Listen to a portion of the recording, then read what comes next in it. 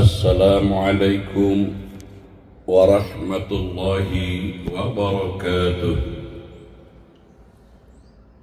أعوذ بالله من الشيطان الرجيم.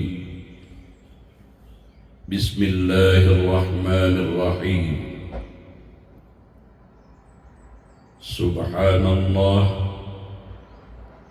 الحمد لله، لا إله إلا الله، الله أكبر، ولا حول ولا قوة إلا بالله العلي العظيم. صلى الله على سيدنا محمد صلى الله عليه وسلم وعلى آله وصحابته أجمعين. أما بعد. Saudara-saudari, tuan-puan, sahabat-sahabatku, rahimakumullah. Mari sama-sama kita bersyukur.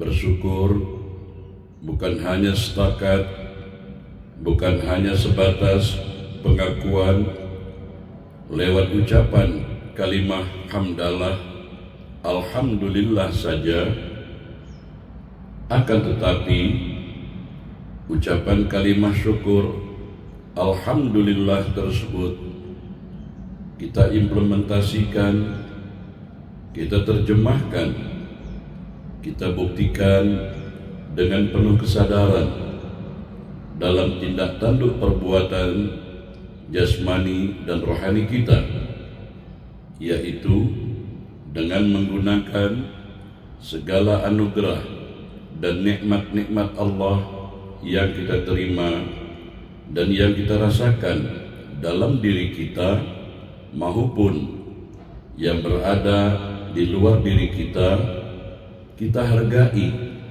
dan kita gunakan dengan sebaik-baiknya, yang membawa manfaat dan berkah baik untuk diri, keluarga, masyarakat, bangsa, dan negara.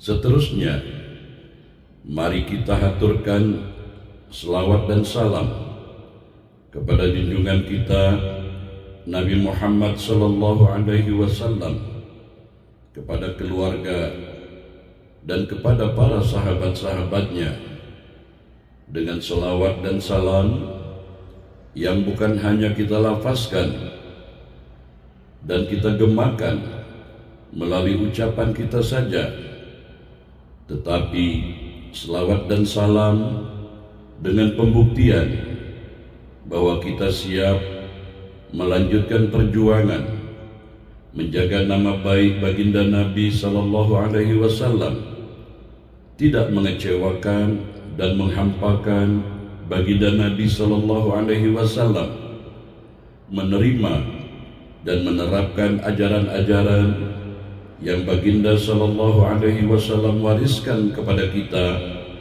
dengan menampilkan akhlak-akhlakul karimah, dengan menampilkan perilaku dan perbuatan-perbuatan yang mulia dan terpuji, mengambil uswatun hasanah, suri tauladan yang ada pada diri baginda Nabi sallallahu alaihi wasallam, dengan harapan semoga selawat dan salam kita kepada baginda Nabi sallallahu alaihi wasallam berbuah syafaat baik dalam kehidupan di dunia ini juga dalam kehidupan di akhirat kelak, insyaallah. Amin ya arhamar rahimin.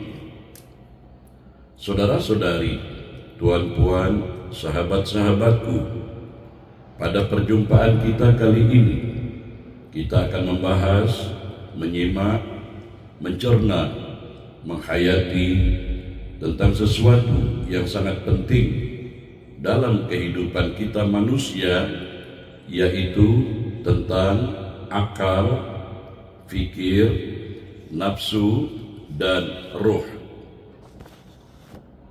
Keempat unsur ini memiliki potensi dan peran yang sangat besar dalam menentukan gerak langkah arah kehidupan kita manusia, serta bagaimana cara kita mengawal dan mengendalikan keempat unsur ini, baik dalam ketaatan maupun dalam kelalaian, yang bersumber dari petunjuk Al-Quran dan hadis-hadis Nabi Muhammad SAW, agar kita senantiasa berada di posisi yang diridhai Allah Subhanahu wa Ta'ala, insyaallah.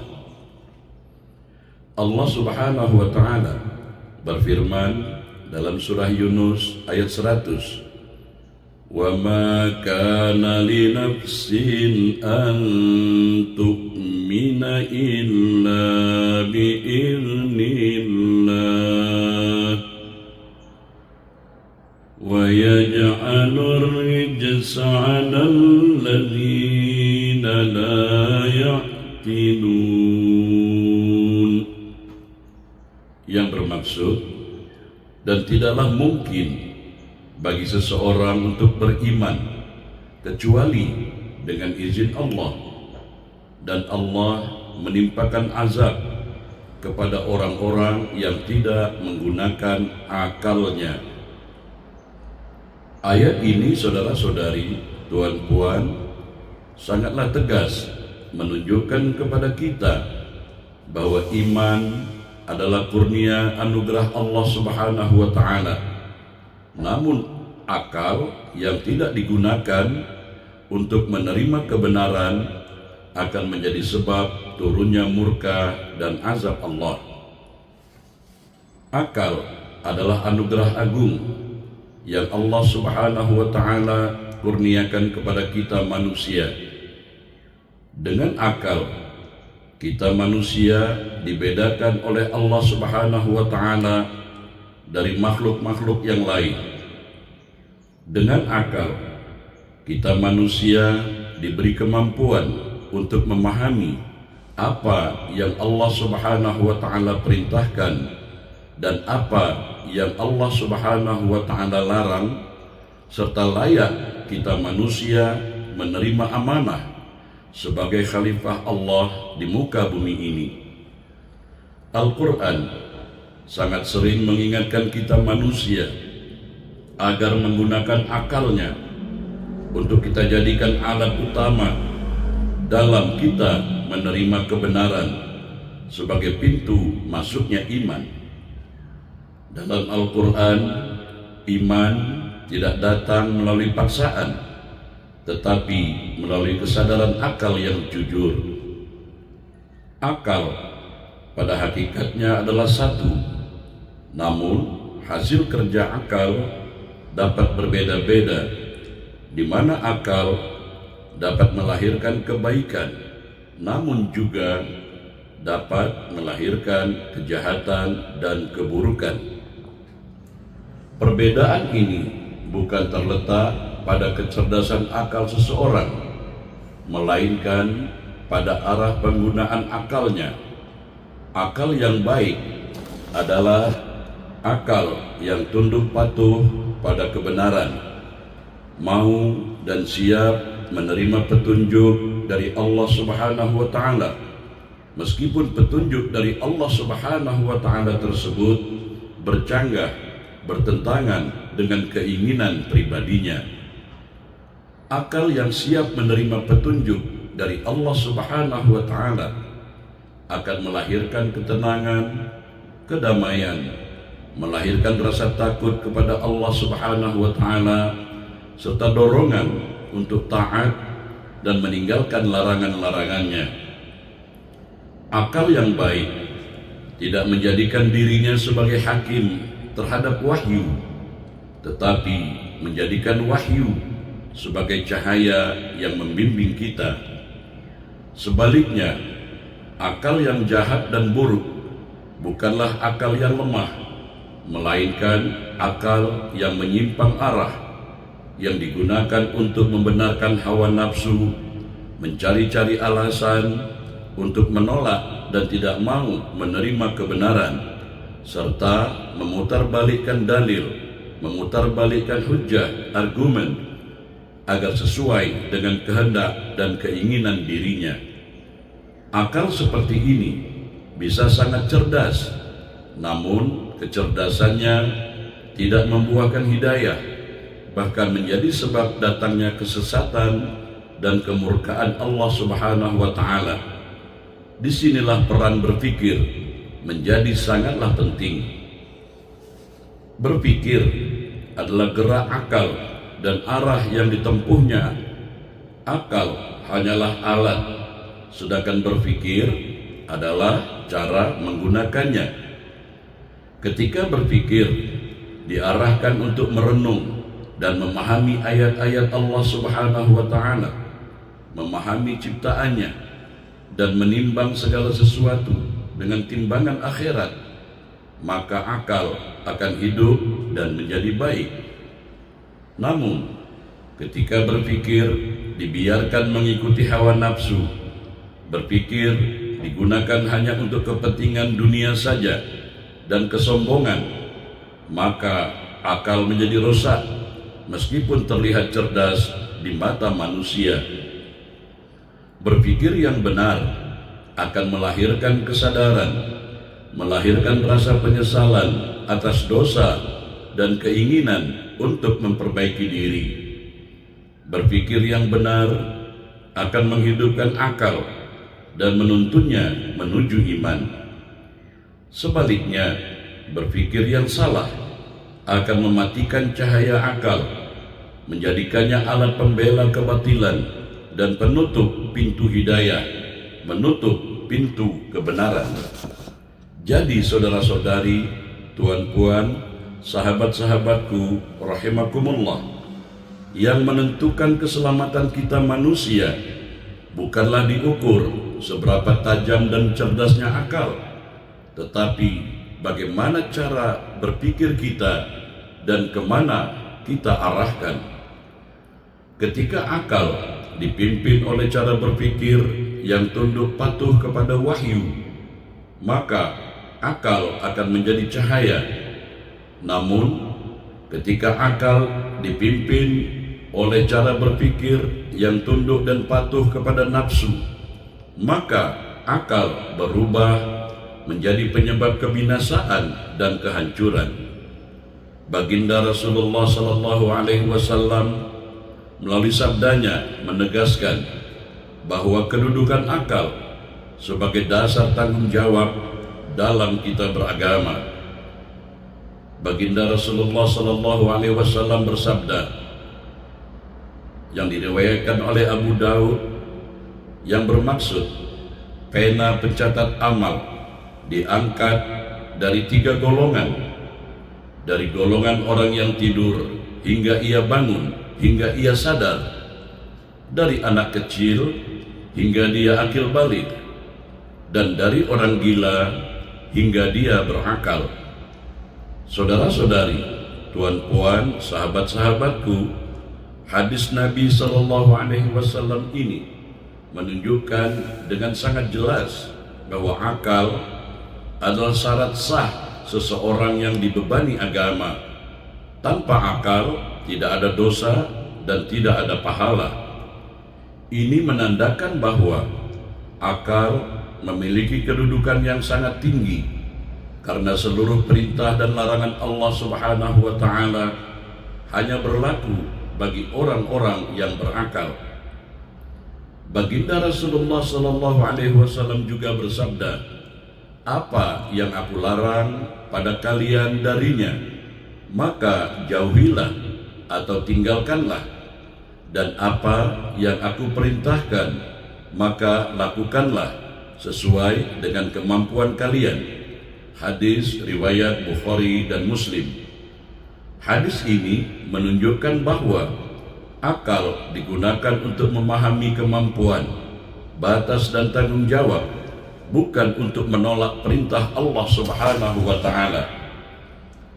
Akal bukan sebagai sumber kebenaran mutlak, tetapi menjadikan akal sebagai syarat taklif dan alat untuk memahami perintah Allah Subhanahu wa Ta'ala.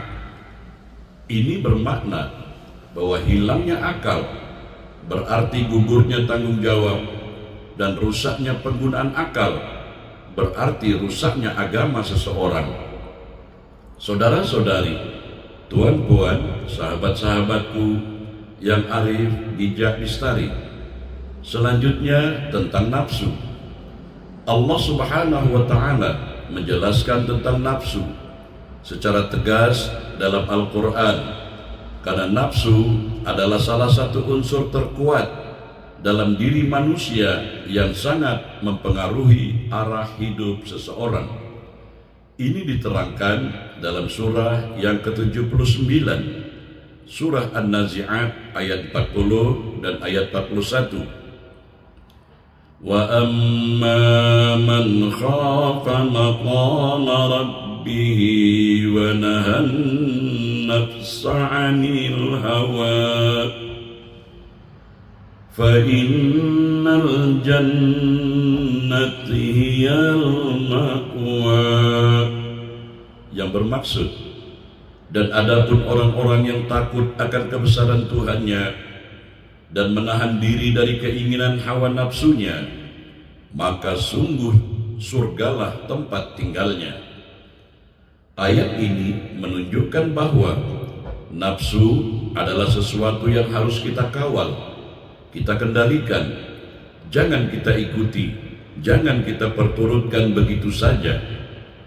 Allah Subhanahu wa Ta'ala tidak memerintahkan untuk mematikan nafsu, tetapi menahan, mengontrolnya agar tidak melampaui batas yang telah ditetapkan oleh syariat. Nafsu pada dasarnya adalah dorongan dalam diri manusia.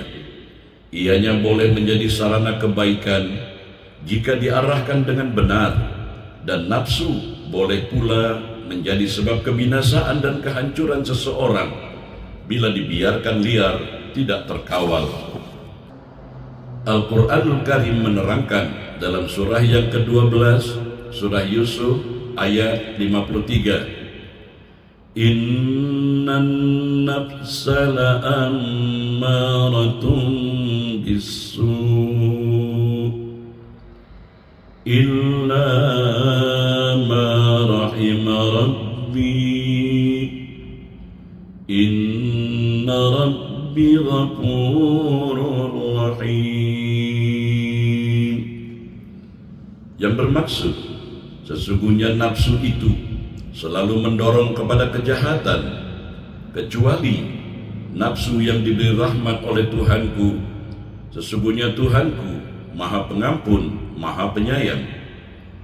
Ayat ini menjelaskan bahwa tabiat nafsu adalah mendorong kepada perbuatan dosa, mengikuti syahwat, dan melawan kebenaran. Jika nafsu tidak dikendalikan, tidak dikawal, maka ianya akan menutup akal, memalingkan fikir, dan mengeraskan hati.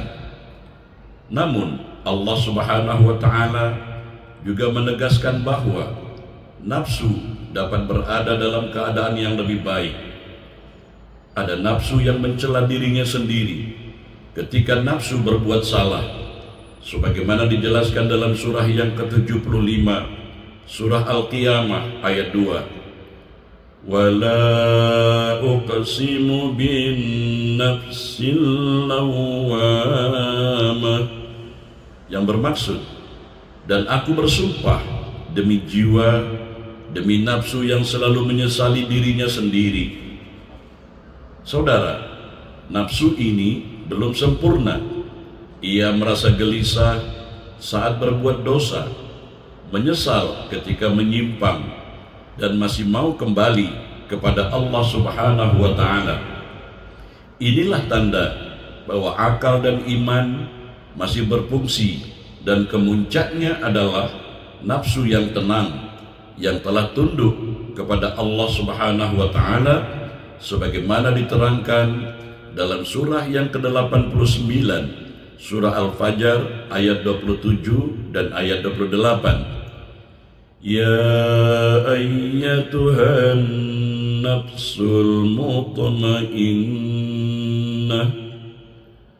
irji'i ila rabbika ربك راضية مرضية, yang bermaksud, wahai jiwa, wahai nafsu yang tenang, kembalilah kepada Tuhanmu dengan hati yang ridha dan diridhai.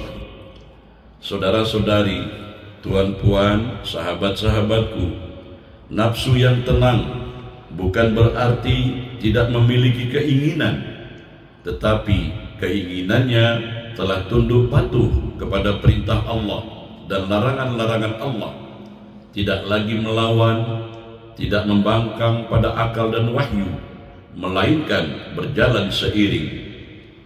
Jadi nafsu bukan musuh yang harus dimusnahkan, tetapi merupakan kekuatan yang harus kita kendalikan, harus kita kawal.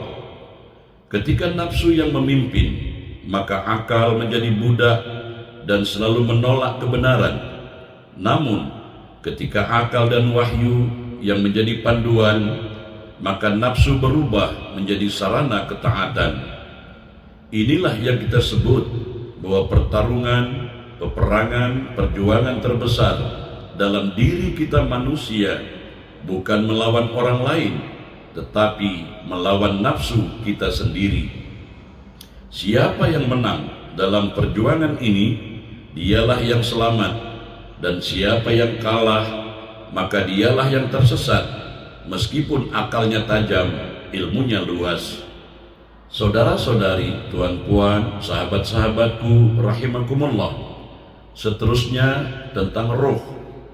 Allah Subhanahu wa ta'ala menjelaskan tentang roh dengan sangat singkat namun penuh makna, karena roh adalah perkara yang paling halus dan paling dalam pada diri manusia.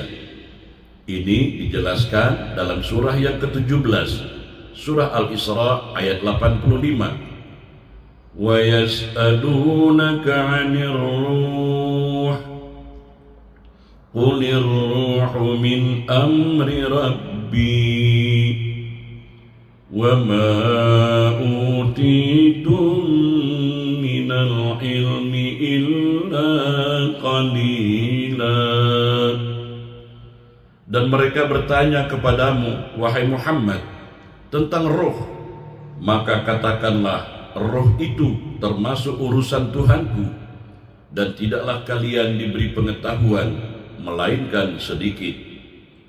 Ayat ini menunjukkan bahwa roh bukan sekedar bagian dari tubuh dan bukan pula sekedar fungsi biologis. Roh adalah urusan Allah, sumber kehidupan, sumber kesadaran, dan tempat turunnya hidayah. Roh adalah inti manusia. Ketika roh hidup, maka akal bercahaya, fikir menjadi jernih, dan nafsu dapat dikendalikan. Namun ketika roh melemah, maka akal menjadi tumpul, fikir jadi menyimpang, dan nafsu mengambil alih kendali. Akal berfungsi untuk memahami, fikir berfungsi sebagai dorongan, tetapi roh adalah penghidup dari semuanya itu. Tanpa roh yang hidup, akal akan menjadi alat logika yang kosong, fikir hanya menjadi perlindungan duniawi, dan nafsu berubah menjadi penguasa. Saudara-saudari, tuan-puan, sahabat-sahabatku, Al-Quran mengingatkan kepada kita kehidupan ruh dengan iman dan zikir. Dalam surah yang ke-6, surah Al-An'am ayat 122 diterangkan, awaman kana mayyitan fa ahyaynahu wa ja'alna lahu nuran yamshi وَجَعَلْنَا لَهُ نُورًا يَمْشِي بِهِ فِي النَّاسِ. Yang bermaksud, dan apakah orang yang tadinya mati lalu kami hidupkan dan kami berikan kepadanya cahaya, yang dengan cahaya itu ia berjalan di tengah manusia. Kematian yang dimaksud dalam ayat ini bukan kematian jasad, tetapi matinya ruh dan kehidupan yang Allah Subhanahu wa Ta'ala berikan adalah hidupnya ruh dengan iman. Cahaya itu menghidupkan akal, meluruskan fikir, dan menundukkan nafsu. Jika ruh kuat karena iman, zikir, dan ketaatan, maka akal akan mudah menerima kebenaran. Fikir akan cenderung kepada akhirat. Nafsu tidak dimusnahkan, tapi dikendalikan. Nafsu makan, nafsu berbicara, nafsu keinginan, semuanya berjalan dalam batas yang diridhoi Allah Subhanahu wa Ta'ala. Namun jika ruh lemah karena dosa, kelalaian, dan jauhnya dari Allah Subhanahu wa Ta'ala, maka nafsu akan menguat. Ketika nafsu menguat, fikir akan membenarkannya. Akal akan digunakan untuk mencari alasan. Pada saat itu, akal tampak bekerja, tetapi sebenarnya telah kehilangan cahaya ruh. Inilah sebabnya mengapa orang yang cerdas bisa tersesat dan orang yang sederhana bisa mendapatkan hidayah, bukan karena hidup atau matinya ruhnya. Ruh adalah pemimpin sejati, akal adalah pembantu, fikir adalah pengarah, nafsu adalah pengikut. Jika pemimpin ini lemah, maka pengikut akan memberontak. Tetapi jika ruh kuat dan dekat dengan Allah Subhanahu wa Ta'ala, maka semuanya akan berjalan seimbang. Karena itu, memperbaiki akal saja tidaklah cukup, meluruskan fikir saja tidaklah cukup. Semuanya itu harus dimulai dari menghidupkan ruh dengan iman, zikir, taubat, dan ketaatan. Disinilah letak keselamatan manusia. Ketika roh hidup, seluruh diri tunduk kepada Allah Subhanahu wa Ta'ala. Ketika roh mati, seluruh diri berjalan tanpa arah, meskipun nampak pintar dan kuat. Pada akhirnya, setelah kita memahami tentang akal, fikir, nafsu, dan roh, kita menyadari bahwa manusia bukan sekedar tubuh yang hidup, bergerak, dan berpikir. Manusia adalah makhluk yang Allah ciptakan dengan susunan yang sangat sempurna. Di dalam dirinya ada akal untuk memahami, ada fikir untuk mengarahkan, ada nafsu sebagai dorongan, dan ada ruh sebagai inti kehidupan. Keempat unsur ini tidak berdiri sendiri, tetapi saling mempengaruhi dan menentukan arah hidup seseorang. Ketika akal digunakan sebagaimana mestinya, ianya akan mengenali kebenaran. Ketika fikir diarahkan kepada ayat-ayat Allah, ianya akan meluruskan langkah. Ketika nafsu dikawal dan dikendalikan, ianya tidak lagi menjadi musuh, tetapi berubah menjadi sarana ketaatan. Dan ketika roh hidup dengan iman dan zikir, maka seluruh diri akan tunduk patuh kepada Allah Subhanahu wa Ta'ala.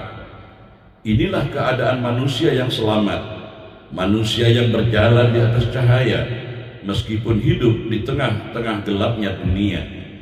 Namun sebaliknya, ketika roh melemah karena lalai dari Allah Subhanahu wa Ta'ala, akal menjadi pembenaran, fikir terseret oleh hawa nafsu, dan hawa nafsu mengambil alih kendali. Pada saat itu, manusia bisa tampak cerdas, berilmu, dan berkuasa, tetapi sejatinya ia sedang menjauh dari tujuan penciptaannya. Inilah kerugian yang paling besar ketika seseorang kehilangan arah, padahal ia merasa sedang berjalan. Karena itu, perjuangan terbesar seseorang hamba bukanlah melawan orang lain, bukan pula mengalahkan dunia, tetapi melawan dirinya sendiri. Meluruskan fikir, menundukkan nafsu, menjaga akal agar tetap tunduk kepada wahyu, dan menghidupkan roh dengan iman adalah perjuangan yang tidak pernah berhenti selama hayat masih dikandung badan. Semoga apa yang kita pelajari ini tidak berhenti sebagai pengetahuan, tetapi benar-benar menjadi kesadaran yang mengubah cara kita berpikir, bersikap, dan melangkah. Semoga Allah Subhanahu wa Ta'ala menjadikan akal kita akal yang menerima kebenaran, menjadikan fikir kita fikir yang selalu terhubung dengan akhirat, menjadikan nafsu kita nafsu yang tunduk patuh kepada perintahnya, dan menjadikan ruh kita ruh yang hidup dengan iman dan ketenangan. Mari sama-sama kita memohon kehadirat Allah Subhanahu wa Ta'ala agar Allah Subhanahu wa Ta'ala tidak membiarkan kita bersandar kepada diri kita sendiri meskipun hanya sekelip mata. Mari sama-sama kita memohon agar Allah Subhanahu wa Ta'ala menjaga kita dari akal yang menolak kebenaran, dari fikir yang tersesat, dari nafsu yang liar, dan dari roh yang mati karena kelalaian. Ya Allah, Ya Rabbana, hidupkanlah roh kami dengan iman, hiasilah akal kami dengan hikmah, luruskan fikir kami dengan cahaya-Mu, dan tundukkan nafsu kami agar selalu berada dalam ridha-Mu. Jadikanlah akhir kehidupan kami sebagai akhir yang baik, dan pertemukanlah kami dalam keadaan Engkau ridha kepada kami, dan kami ridha kepada Engkau. Semoga apa yang kami sampaikan ini menjadi pengingat bagi diri kami yang lemah ini, dan menjadi pengingat juga bagi yang mendengar, menyimak, menghayati, dan mengamalkan isi tazkirah ini. Amin ya arhamar rahimin. Akhirul kalam, terima kasih di atas perhatiannya. Mohon maaf bila terdapat kesilapan dan kekurangan. Wabillahi taufiq wal hidayah. Wassalamualaikum warahmatullahi wabarakatuh.